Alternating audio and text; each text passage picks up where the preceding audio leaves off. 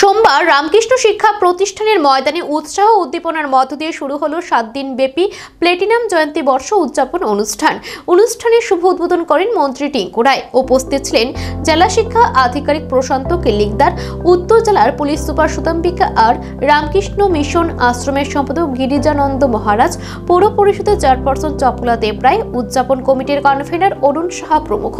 অতিথিরা রামকৃষ্ণ সারদামণি, স্বামী বিবেকানন্দ ও বজেন্দ্র দেব গুপ্তের প্রতিকৃতিতে পুষ্পার্ঘ অর্পণ করে উদ্বোধন অনুষ্ঠানের সূচনা করেন। তিনি জানান, রাজ্যের বিভিন্ন বিদ্যালয়ের উন্নয়নের সরকার 750 কোটি টাকা মঞ্জুর করেছে এবং রামকৃষ্ণ শিক্ষা প্রতিষ্ঠানের নতুন ভবনের জন্য বরাদ্দ হয়েছে 8.5 কোটি টাকা।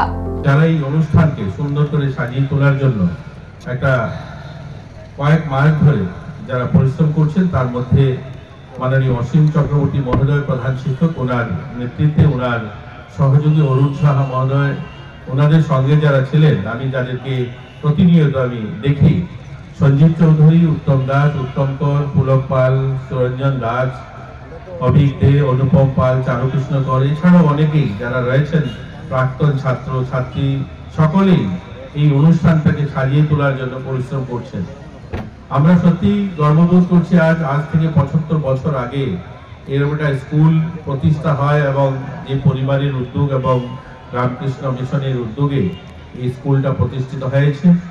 যখন এই স্কুল হয়েছে বা আমাদের যে কলেজ হয়েছে, তখনকার সময় ত্রিপুরা রাজ্যে এর আগের বক্তাগণ বলেছেন যে আমাদের এই শিক্ষা প্রতিষ্ঠান কতটুকু প্রয়োজনীয় ছিল, বা তখনকার সময় সরকার যে জায়গাগুলোতে বিভিন্ন স্কুল কলেজ করার মতো পরিস্থিতিতে ছিল না, তখন এই ধরনের উদ্যোগ বিশিষ্ট ব্যক্তিগণ তারা তাদের নিজেদের উদ্যোগে এই ধরনের স্কুল স্থাপন করেছেন।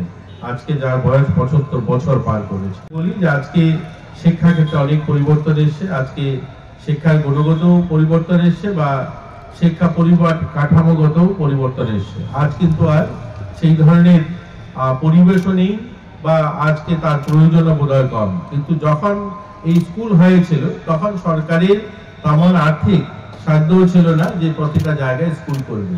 এই রামকৃষ্ণ শিক্ষা প্রতিষ্ঠানের মতো আমাদের গোটা রাজ্যে আরো অনেকগুলো স্কুল ছড়িয়ে ছিটিয়ে, আপনারা জানেন ধর্মনগরে দীননাথ বিদ্যা মন্দির, যেটা ডিএনবি স্কুল, সেটাও এরকম ভাবেই তারও 75 বছর এবার পূর্তি হয়েছে।